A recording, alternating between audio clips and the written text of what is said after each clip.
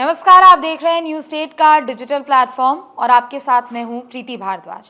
4 जून का वो दिन जो किसी की जीत का जश्न किसी के मातम के गम में बदल गया। जी हाँ, हम बात कर रहे हैं बेंगलुरु में मची उस भगदड़ के बारे में हम बात कर रहे हैं जिसमें 11 लोगों की मौत हो गई है, 33 से ज़्यादा लोग घायल हैं।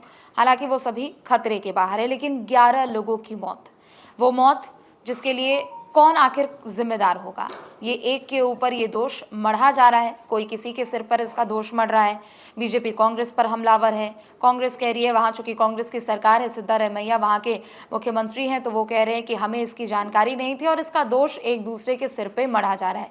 लेकिन सवाल यही है कि जो 11 लोग मारे गए हैं, आखिर उनका जिम्मेदार कौन है, कौन इसकी जिम्मेदारी लेगा। क्या सिर्फ सरकारों की जिम्मेदारी यहीं तक होती है कि वो सुरक्षा व्यवस्था को लेकर अपना काम कर देते हैं, उनके पहलुओं को नहीं जांचते हैं, या फिर जो जैसी स्थिति वहां पर बनी वो लोगों को वहीं उनके हाल पे ही छोड़ दिया जाता है। देखिए, 18 साल बाद royal Challengers Bangalore RCB IPL जीतती है और जाहिर सी बात है कि जो फैंस हैं, चूंकि वो बैंगलोर की वो फ्रेंचाइजी है, बैंगलोर की वो टीम है, तो जाहिर सी बात है कि पूरे कर्नाटका में ही जश्न कितना ज़्यादा होगा और लोगों का जोश कितना ज़्यादा हाई होगा।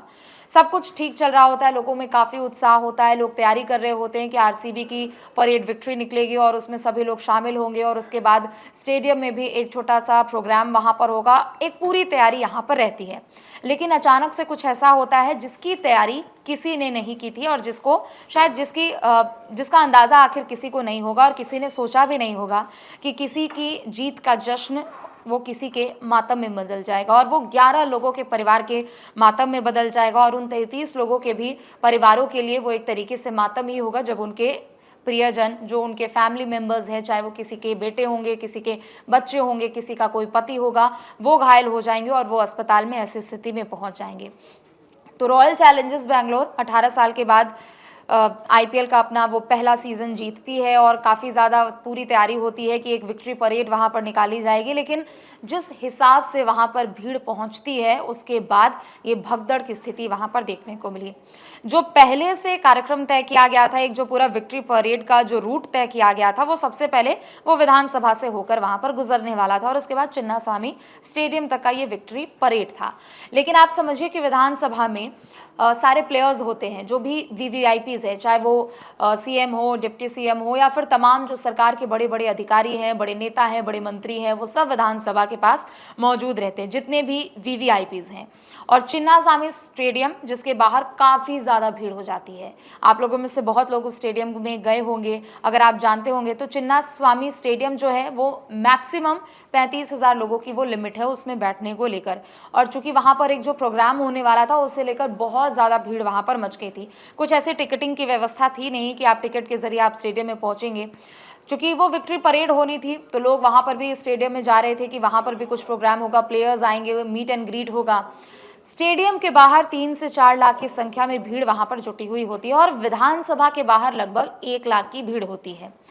तैयारी थी विधानसभा में कार्यक्रम को लेकर, विधानसभा से ये कार्यक्रम शुरू होने को लेकर, लेकिन चिन्नास्वामी स्टेडियम में वहां पर भगदड़ मच जाती है और ऐसी स्थिति हो जाती है जो कि संभालना किसी के भी वश की नहीं होती। आप समझिए कि अगर किसी एक रूम की कैपेसिटी अगर उसमें 10 लोगों की है और अगर आप उसमें 1000 लोगों को बिठा देंगे तो वहां पर क्या स्थिति होगी। और ठीक चिन्नास्वामी स्टेडियम के भी केस में यही हुआ है। जब आईपीएल जीतकर बैंगलोर की टीम आ रही थी, 3 से 4 लाख लोगों की भीड़ थी। जब आप इतनी बड़ी भीड़ जब आप देख रहे हैं, इतनी बड़ी मात्रा में जब आप लोगों को बुला रहे हैं, तो आखिर सुरक्षा व्यवस्था का जिम्मा किसके सिर पे होगा, सुरक्षा व्यवस्था की जिम्मेदारी आखिर कौन लेगा। कहते हैं कि भीड़ की कोई शक्ल नहीं होती, भीड़ का कोई चेहरा नहीं होता और भीड़ के आगे सब बेबस हो जाते हैं। लेकिन अगर तैयारियां उस अनुकूल होती, तैयारियां उस अनुरूप होती, तो शायद ऐसी परिस्थिति यहाँ पर नहीं देखने को मिलती। फिर हमने देखा कि ये हादसा हुआ, 11 लोगों की मौत हुई, मुआवजा घोषित किया गया। पहले 10 लाख के लिए मुआवजा घोषित किया गया था, लेकिन अब इसको बढ़ा के 25 लाख रुपए कर दिया गया है। लेकिन मुआवजे से क्या होगा, उन परिवारों के दुख के बारे में आप और हम शायद हम यहाँ से बैठ के नहीं जान सकते हैं कि कोई अगर किसी माहौल में जश्न मनाने के लिए गया होगा, कोई अपने फेवरेट प्लेयर के लिए वहाँ पर गया होगा, फेवरेट क्रिकेटर के लिए वहाँ पर गया होगा। किसी को नहीं पता था कि शायद वो घर लौटेंगे या नहीं लौटेंगे। अगर लौटेंगे भी तो अस्पताल होकर उनको घर आना पड़ेगा। इसका अंदाज़ा किसी को नहीं था, ना प्लेयर्स को था, ना आरसीबी की फ्रेंचाइजी को था, ना वहाँ की सरकार को था, ना वहाँ के लोगों को था। मिसहैपनिंग हुई है और बहुत बड़े पैमाने पर ये वहाँ पर घटना हुई है। फिर ताबड़तोड़ तरीके से ये कार्रवाई की गई है।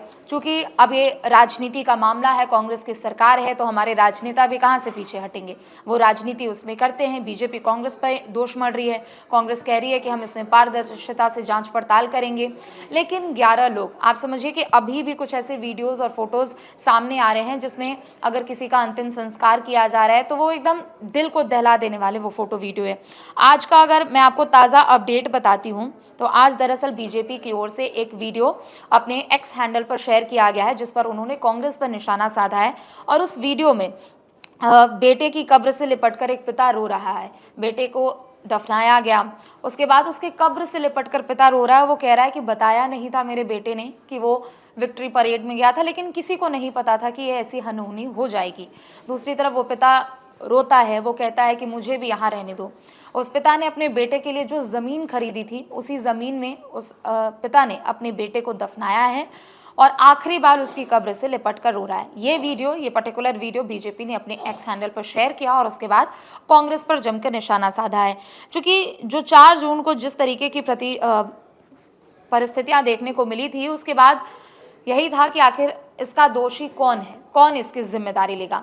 लेकिन ये हादसा हुआ, उसके बाद आरसीबी की फ्रेंचाइजी की भी ओर से कहा गया कि हमें नहीं जानकारी थी कि इतनी बड़ी संख्या में लोग पहुंच जाएंगे। सरकार के कुछ लोगों का कहना था कि हम लोग नहीं कराना चाह रहे थे ये प्रोग्राम, इतने बड़े पैमाने पर चूँकि लोग इकट्ठा हो जाएंगे, हमें इसका अंदाज़ा नहीं था, तो हमने अपने एंड से कहा था कि शायद हमें अभी नहीं कराना चाहिए। लेकिन आरसीबी की फ्रेंचाइजी की ओर से उनके ऊपर दबाव बनाया गया था कि नहीं, हमें विक्ट्री परेड कराना है, क्योंकि 18 साल बाद बैंगलोर की टीम जीतकर आईपीएल में आई है। लेकिन उसके बाद अब राजनीति है, सवाल जवाब किए जा रहे। बीजेपी ये सवाल पूछ रही है कि आखिर क्या सीएम उस पिता को, अपने बेटे को वो लौटा पाएंगे, नहीं लौटा पाएंगे। राजनीति के लेकिन दूसरी तरफ, चूंकि जब ये मामला हुआ, हाईकोर्ट ने खुद इस पर सामने से कई सवाल किए। हाईकोर्ट ने जो सवाल किए गए हैं और वो काफ़ी आप समझिए कि काफ़ी वो जायज़ सवाल हैं। वो जो पॉइंटर्स हैं वो सभी के दिमाग में हैं, वो सभी के जहन में हैं कि आखिर इन क्वेश्चंस का आंसर कौन करेगा, कौन इसके लिए रिस्पॉन्सिबल है। कोर्ट की ओर से पूछा गया कि जब जीत का जश्न मनाया गया तो उसके लिए परमिशन कहाँ से लिया गया। सरकार कह रही हमें पता नहीं था। अल्टीमेटली चूँकि सरकार के लोग हैं, तो जब आप कोई भी अगर आप इवेंट एक ऑर्गेनाइज कराते हैं किसी भी एक छोटे जगह पे, तो वहाँ के जो डीएम होंगे, वहाँ के जो एसपी होंगे, वहाँ के जो सीओ होंगे, जो नज़दीकी थाना होगा, आप कहीं तो जाके उसके बारे में जानकारी देंगे। तो हाईकोर्ट ने ये सवाल पूछा है कि आपने, सबसे पहली बात तो आपने इसका परमिशन लिया किससे। दूसरी तरफ उन्होंने ये पूछा कि अगर परमिशन चलो लिया भी किसी से, किसी ने परमिट कर भी दिया आपको, तो आपने ये फैसला कब और कैसे लिया, इतनी जल्दीबाजी में आपने ये फैसला कैसे ले लिया। दूसरी तरफ कोर्ट ने यह भी पूछा कि क्या आयोजकों ने ज़रूरी परमिशन ली थी। ये कुछ ऐसे सवाल है जो कि कोर्ट की ओर से किए गए। हालांकि 9 सवाल कोर्ट की ओर से किए गए हैं। कोर्ट ने यह भी पूछा क्या सुरक्षा को लेकर पर्याप्त जानकारी नहीं थी, क्योंकि अगर आपको याद हो, जब 12 साल के बाद आईसीसी की ट्रॉफी टीम इंडिया भी जीत कर आई थी, तो मुंबई में भी एक बहुत बड़ा विक्ट्री परेड हुआ था और उसमें भी लाखों की संख्या में लोग पहुँचे थे। लेकिन भीड़ को मैनेज किया गया। वहाँ की परिस्थितियाँ कुछ अलग थी। लेकिन अगर हम बैंगलोर की बात करते हैं तो विधानसभा से चिन्ना स्वामी स्टेडियम तक का ये सफ़र था, जहाँ पर ऐसी स्थिति देखने को मिली, ऐसे फोटोज़, ऐसे वीडियोज़ निकल कर सामने आए जिसमें 11 लोगों की मौत हो गई है।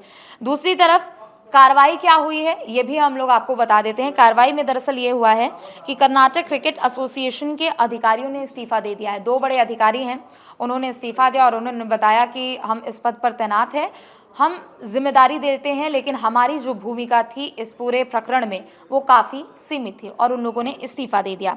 दूसरी तरफ आरसीबी के मार्केटिंग हेड को भी 14 दिनों की न्यायिक हिरासत में भेजा गया है। 6 जून को उनको गिरफ्तार किया गया था, क्योंकि सरकार के कुछ अधिकारियों की ओर से कहा जा रहा था, पुलिस के भी कुछ अधिकारियों की ओर से कहा जा रहा था कि आरसीबी फ्रेंचाइजी की ओर से हमारे ऊपर दबाव था कि हमें ये विक्ट्री परेड कराना था। लेकिन घूम फिर कर सवाल यही है कि जिम्मेदार कौन है। क्या 11 लोग जिनकी मौत हुई है, क्या क्या उनको उनका परिवार वापस मिल जाएगा? और इसका जवाब भी है कि नहीं मिल पाएगा।